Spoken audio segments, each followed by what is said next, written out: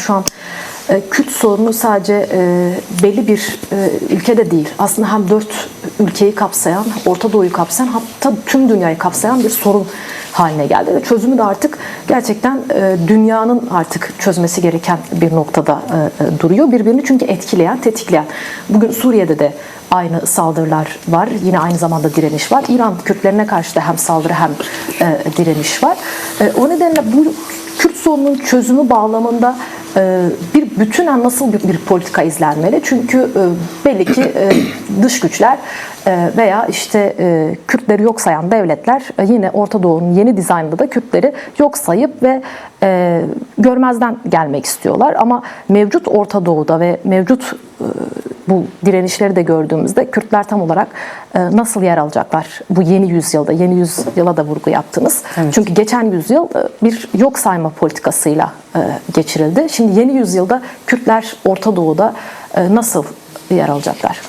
Şimdi uluslararası güçler açısından dönem dönem ülkelerin başkanlarının ifadelerinde işte Kürtleri müttefik olarak görmek.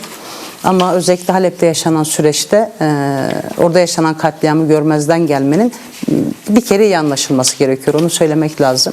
Belki de bu dönem her zamankinden daha fazla ihtiyaç duyduğumuz şey hem ulusal birlik ama demokratik nitelikteki bir ulusal birlik. Yani siyasi partilerimiz farklı olabilir. Olayları değerlendirmemiz farklı olabilir ama kimliğin, mücadelenin yani Kürt halkını bu kadar bir arada tuttuğu bir süreçte buna ihtiyaç var. Ben bu dönemde bunun kısmen gerçekleştiğini düşünüyorum. Özellikle Halep'e dönük saldırılarda hem siyasi parti liderlerinin yaptığı açıklama destek anlamında önemli bir çağrıydı ve bu bir anlamda halkın sokağa çıkmasına da sebebiyet verdi. Şimdi İran başka bir anlamda kritik bir yerde duruyor. Suriye'deki stratejik değişiklikten bahsetmiştik, şeyin değişmesinden, Esad'ın düşürülmesi ve Şara'nın gelmesi döneminden itibaren. Mesela en büyük ABD ve İsrail açısından en büyük tehdit olarak görülen yerlerden birisi İran. Ve Suriye İran etrafında kurulan direniş cephesinin en güçlü parçalarından birisiydi. O ilişki kesildi. Şimdi İran'da yaşanan hani bu halk direnişleri ya da sokağa çıkan, sokağa taşan eylemler aslında yeni bir süreç değil. 79 yılında bugüne İran rejiminin toplumla ve İran'da yaşayan halklarla kurduğu bir ilişki yok. Adını koyarsak da baskı politikaları var bir anlamda. Geçmiş dönemlerden farklı olarak hani İran'daki halk... Orta sınıf 79'daki gibi işte ilk kez eylemlere katıldı. Evet. Aslında bu biraz mesela yenilik getirdi. Daha çok ekonomik kriz yüzünden diye söyleniyor ama biraz şekil değiştirdi artık, ekonomik krizi aşıp rejim karşıtı, rejimin değişmesine dönük taleplerin yükseldiği ve sadece yoksulların da değil, tam da sizin dediğiniz gibi farklı kesimlerin, orta sınıfında dahil olduğu, kadınların da, gençlerin de, aydın sanatçıların da destek verdiği başka bir şeye dönüştü. Gelin görün ki tam da bu zamanda Türkiye Dışişleri Bakanı, İran Dışişleri Bakanı ile mevkidaşıyla bir araya geldi. Yani düz okursak meseleyi, İran'da rejimin yanında olacaklarına dair bir görüşme olarak okunur bu mesele. Niye? Kürtlerle Suriye'de kurduğu ilişkiyi kurmak istememesi ya da kurulacak bir ilişkisi varsa da bunu saldırı ve savaş boyutunda tutması, İran'la yaptığı görüşmede de orada öncülük eden, yani özgürlüklere konusunda öncülük eden Kürt halkının bu kadar öne çıkmış olması Türkiye'de hani İran'daki mevkidaşıyla görüştüren bir başlıklardan birisi oldu. Şimdi ben Halkların Birliği'nin çok uzun bir zamandır sağlandığını düşünüyorum Kürt halkı açısından. Ama bunun bir mekanizmaya dönüşmesi gerekiyor. Buna ulusal birlik diyebiliriz, demokratik birlik diyebiliriz. Çünkü meselenin çözümünde siyaset kadar toplumun da, toplumsallığın da, toplumsal faaliyetlerin de etkisi var. Ben her yerde açığa çıkan bu direnişlerin Kürtler nerede olursa olsun güçlü bir motivasyon kaynağı olduğunu düşünüyorum ve bunun da hem Türkiye'deki süreci hem de Kürtlerin yaşamış olduğu bütün bölgelerdeki süreci olumlu yönde etkileyecek bir şey olarak görüyorum. Elbette ki devletler bu süreçlere saldırgan politikalarla devam edecekler. Bu kaçınılmaz duruyor önümüzde. Ama oradaki anlam yine Kürtlerin tanınması ve özgürlüğünün sağlanmasıdır. Dört parçada açığa çıkan bir şey en başta sahiplenmemiz gereken şeylerden birisi. Yani uluslararası güçlerin yaşananlara yaklaşımı bize neyi gösteriyor? Çünkü herhangi bir ses yok. Sadece işte diyalog çağrısı var ama ortada bir vahşet, bir katliam da söz konusu. Yani saldırıların perde arkasında nasıl bir ilişki ağı var? Aslında çok perde arkasında kalmadı mesele sanki. Çok perdenin Evet, önünde. biraz. Evet, çok perdenin önünde yürütülüyor. Şimdi az önce söyledim. Mesela Amerika'nın tanımı hem HTŞ açısından hem özerk yönetim açısından müttefiklerimiz diye ifade edildi. Şöyle anlıyoruz esasen. Şara'nın daha doğrusu geçici hükümetin Dışişleri Bakanı ile yaptılar diye hatırlıyorum ben. Paris'te yapılan 2 görüşme var. Birinci görüşmede özerk yönetim yetkililerle görüşme engellendi ama ikinci görüşme sağlanmış oldu. Türkiye Dışişleri Bakanı da bunda kolaylaştırıcı bir rol oynadığını biliyoruz. Yansıyan da biraz o bir anlamda. Mesela Suriye ile İsrail arasında açığa çıkan işte güvenlik anlaşması da diyebiliriz. Diğer anlaşma biçimleri de diyebiliriz. ABD'den bağımsız ya da Orta Doğu'da hegemonik güç olarak tarif edeceğimiz İngiltere'den, Fransa'dan onların bilgisi dışında gerçekleşmiş bir şey değil.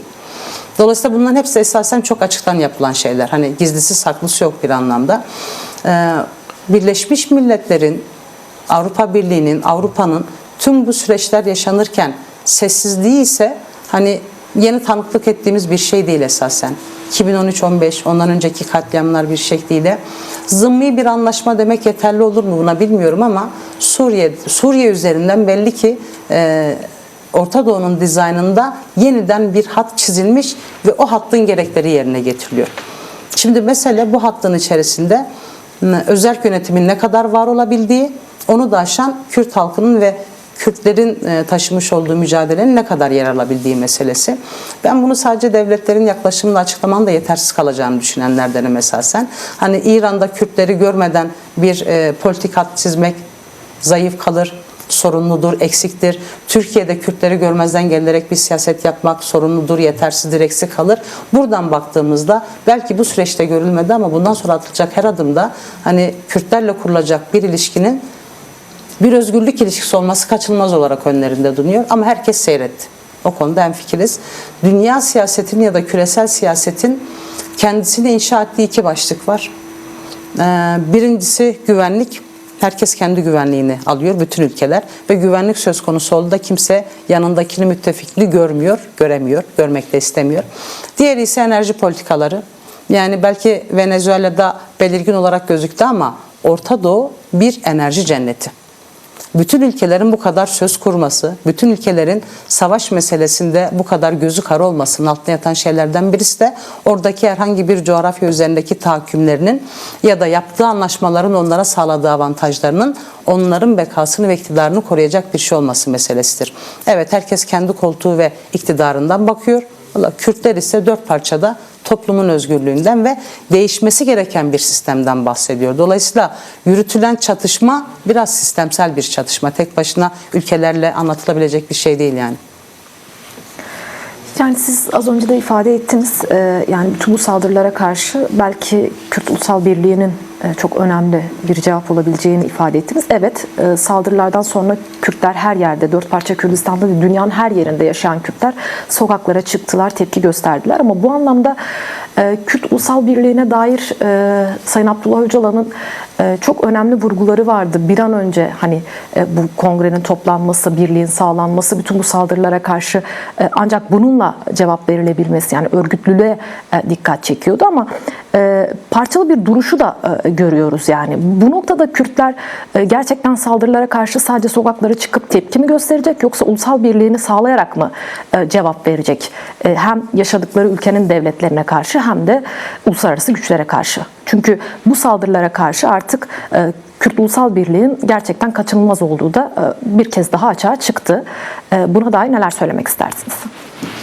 Şimdi Kürt Ulusal Birliği ile ilgili olarak herhalde en büyük çabayı gösterenlerden birisi Sayın Öcalan ve hareketi. En azından ben kendi siyasete dahil olduğum süreç itibariyle biliyorum ki her dönemin en önemli başlıklarından birisi ama müdahaleye de en açık başlıklardan birisi olarak önümüze çıktı. Yani işte Irak'ta, Suriye'de, İran'da, mesela İran'daki şey önemliydi. 7 Kürt partinin yapmış olduğu ortak açıklama. Yine güneyde yapılan açıklamanın kendisi, oradan baktığınızda bir hareketlilik var ama ulusal birliğin kendisi her dönem şeylere nasıl söyleyeyim, saldırılar açık bir hale geldi. Bu konuda bence birçok yapının belli bir zafiyeti var. O kadar tali şeylere takılındı ki bu meselede. Çünkü hani Kürt halkı ya da Kürtleri temsil eden siyasi partiler, farklı 4 parçada, her birinin kendi içinde yaşadığı zorluklar vardı. Karşı karşıya olduğu ülkelere karşı bir savunma refleksleri vardı ve zorunda bırakıldıkları bir sistem vardı, bir dayatma vardı, bir saldırı politikaları vardı. O dönem açısından herkes için öncelik kendisini, siyasetini korumak olarak açığa çıktı. Ama bugün baktığımızda öyle bir zemin oluşmuş ki kendisini koruyabilmesi, bütün Kürtleri koruyabilmesi ile eşdeğer, birbirinden azade değil. O yüzden bu dönemin kendisinin de hem açığa çıkan direnişlerin hem de açığa çıkan fırsatların da politik ve siyasi anlamda yeniden inşa, her zaman size yeni fırsatlar sunan, bunları değerlendirebilecek bir politik zemin var. Buna dönük hem partimizin tartışmaları var, hem diğer siyasi partilerin tartışmaları var. Dolayısıyla bunları en güçlü zeminde bir araya getirip nasıl hayata geçireceğimizi elbette ki tartışacağız. Ama şunu da ısrarla söylemek isterim. Kürt Ulusal Birliği'nde herhangi bir angajmana takılmadan, herhangi bir başlığa takılmadan öncülük yapabilen gücün de Kürt kadınların olduğu aşikar. Çünkü hani bizim ulusal birliği ifade eden bir araya gelişlerimiz, konferanslarımız, tartışmalarımız oldu. Belki bu dönemde de bu çalışmayı kadınların eliyle örmek belki daha kalıcı bir sonuç çıkarabilir. Öz itibariyle demokratik bir ulusal birlik en çok ihtiyaç duyduğumuz ve herkesin en çok farkında olduğu bir dönem. Bunu sağlamak için hani dün itibariyle düne kadar ne yapıldıysa bundan sonra da bizim elimizden gelen bunları büyütmek bir anlamda. Ama şunu söyleyeyim, özellikle Türkiye genelinde, yani Türkiye'de bu parçalı duruş en çok Kürt halkının özgürlük mücadelesine darbe vurdu, zarar verdi. Bunun muhasebesini elbette ki yapmışlardır ama artık muhasebe zamanının bittiği bir açık. Dolayısıyla muhasebeden işte tarihsel deneyimlerin ışığında yeniden bir çağrıyı farklı kesimlerden gelmesinin de çok kıymetli olduğunu söylemek isterim. Çünkü gerçekten bu dönem böyle bir dönemi ifade ediyor.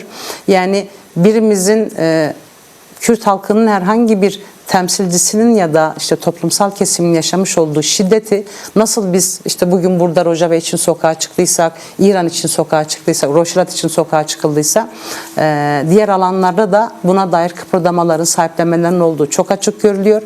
Ulusal birlik de dönem dönem bir tehdit olarak da algılandı. İşte devletlerin, ulus devletlerin böl parçala yönet teorisinin ya da pratiğinin bir adımı olarak bu dönemi belki de ulusal birliği sağlayabileceğimiz en güçlü zemin olarak görüp oradan da meseleye el atmak önemli bir yerde duruyor. Ya DEM Parti Eş Genel Başkan Yardımcısı Tayyip Temel tarafından Abdullah Öcalan darbe mekanizmasının bu kez Rojava'da devreye gireceği tespiti kamuoyuyla paylaşıldı. Yani yaşananları öngören Abdullah Öcalan ile görüşülmesi hem Suriye hem Türkiye hem de Orta Doğu'da nasıl bir etki yaratır? Görüşülmesi. Evet. Ya darbe mekaniği meselesi birçok deneyimden, Türkiye ve Orta Doğu'daki birçok deneyimden açığa çıkmış, süzülerek adı konulmuş ve tanımlanmış bir şey. Yeni duyduğumuz bir tabir değil ama işte Kürt sorunun çözümü her devreye girdiğinde, her ona dönük çalışmalar ya da politikalar yürütüldüğünde devreye giren başlıklardan birisi. Mesela bunu nasıl ifade ederiz? 2013-15'te çok ifade edildi. Evet, bu yaşandı, bilindi, görüldü. Sayın Öcalan'ın bununla ilgili bir tespiti daha var.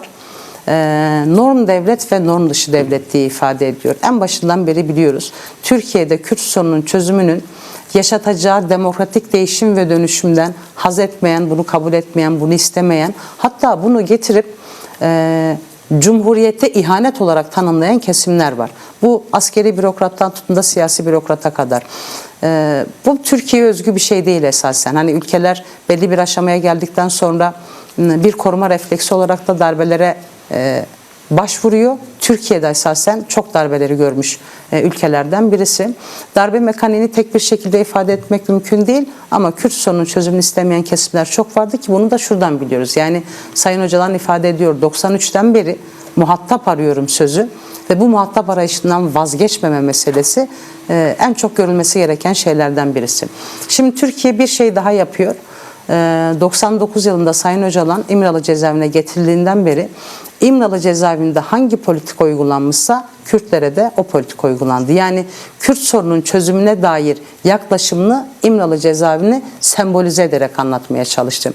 Şimdi 27 Şubat çağrısına getiren süreç, 27 Şubat'tan sonra açığa çıkan süreç, Sayın Öcalan'ın çağrıları, her birinin hayat bulması, bunun Türkiye demokrasisi için bir zemin olması herkes tarafından görülür ve bilinirken Sayın Öcalan'la görüşmemek çözüme dair nerede durduklarını gösteren kritik başlıklardan birisi.